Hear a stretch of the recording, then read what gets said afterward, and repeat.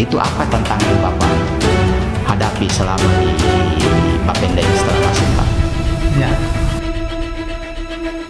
Pertama saya masuk di Bapenda ini ada dua yang garis besarnya yang kami hadapi. Yang pertama keterbatasan sumber daya manusia secara intern.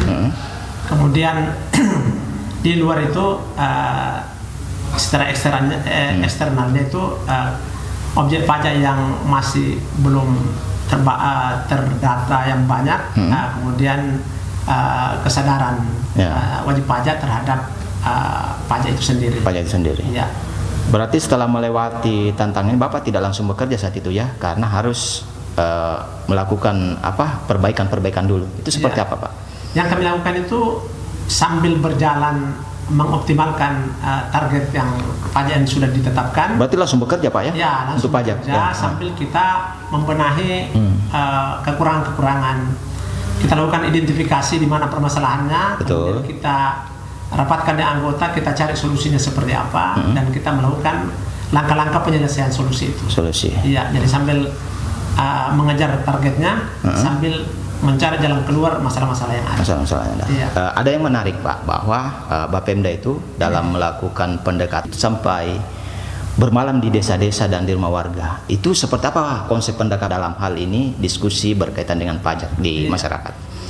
Ya, sebagaimana kita ketahui bahwa komunikasi apalagi terkait pajak ini dengan mengandalkan misalnya mengirim surat atau menyampaikan lewat pesampaian lewat online misalnya, itu tidak terlalu maksimal.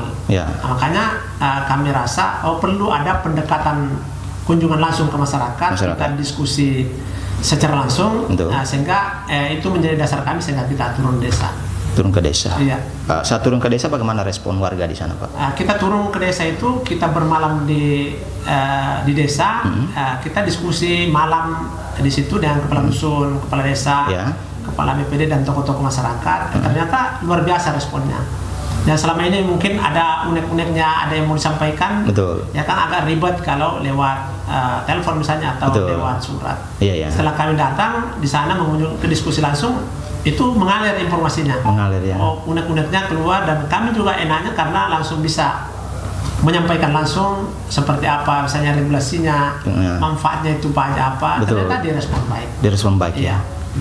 Ini berdampak ya, pendekatan itu yang dilakukan. Apakah mempengaruhi salah satu dampaknya sehingga pajak itu bisa meningkat, Pak, signifikan? Ya, sangat berdampak. Terlihat di realisasi target setiap akhir tahun. Ternyata kami selalu over target. Over target. Iya. Itu sejak tahun 2021, Pak ya? Iya, sejak tahun 2021 sampai tahun ini itu belum pernah tidak capai target, malah over target. Over target. Iya. Bisa dibocorkan, Pak, 2001 itu berapa itu yang tercapai? 2001 itu masih angka 9 miliar. Kemudian di 2022 itu ada 11 miliar. Kemudian tahun berikutnya itu 16 miliar. Tahun berikutnya lagi itu 22 miliar. Dan tahun ini itu kami targetkan itu 45 miliar. 40 miliar. Iya.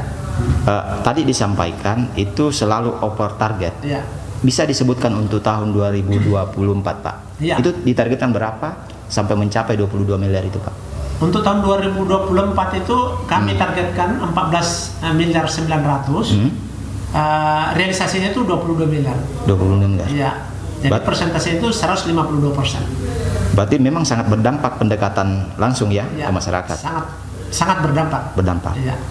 Selain Bapak melakukan pendekatan secara personal, dalam hal ini bertemu langsung ke masyarakat, saya melihat bahwa juga ada aplikasi, Pak, yaitu aplikasi kaitannya dengan pajak. Kita tahu bahwa saat ini itu Kabupaten Pasangkayu tengah dalam efisiensi anggaran. Ya, justru di tengah efisiensi ini kami harus menciptakan fasilitas yang namanya aplikasi yang bisa mempermudah masyarakat. Mempermudah. Ya. Betul. Kalau kami misalnya turun 10 kali ke desa untuk harus menjemput uang misalnya di masyarakat dengan nilai ada 10.000, 20.000. Dengan aplikasi ini kami tidak perlu tetap turun, tapi sudah volumenya berkurang.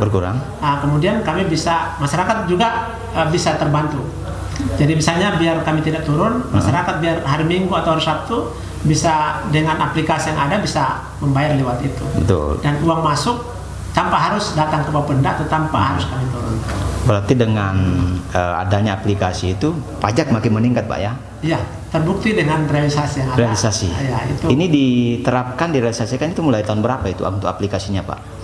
Untuk aplikasinya baru tahun ini. Tahun ini Ya. sudah banyak melalui Sudah pembayaran, sudah banyak ya? Iya, sudah banyak. Dan masyarakat sudah tahu. Ya, sebagian besar sudah tahu. Tapi kami tetap melakukan upaya-upaya untuk sosialisasi melalui media online. Kemudian kami turun bermalam di desa, itu juga bagian dari langkah kami untuk mensosialisasikan. Betul. Ya. Tentunya Bapak di sini menciptakan aplikasi itu Pak, lalu kemudian bermalam, tidak bekerja sendiri Pak. Apakah ada membangun hubungan lintas sektor kaitannya dengan peningkatan pajak ini Pak? Mungkin bisa dijelaskan. Iya, selain kami memperkuat tim, kemudian kami juga menciptakan aplikasi untuk mempermudah pembayaran pajak. Kami juga membangun komunikasi lintas sektor untuk memperkuat optimalisasi PAD.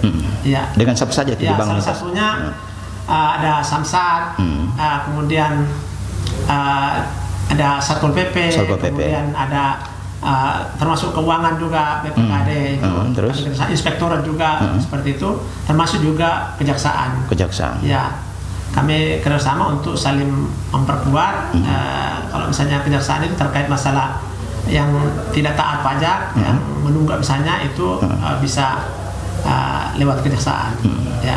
Pak, kalau perusahaan Pak, di sana kan banyak juga potensi pajak Pak, juga dilakukan kolaborasi Pak atau identifikasi ke perusahaan-perusahaan? Kalau perusahaan kami menggunakan tim untuk melakukan identifikasi.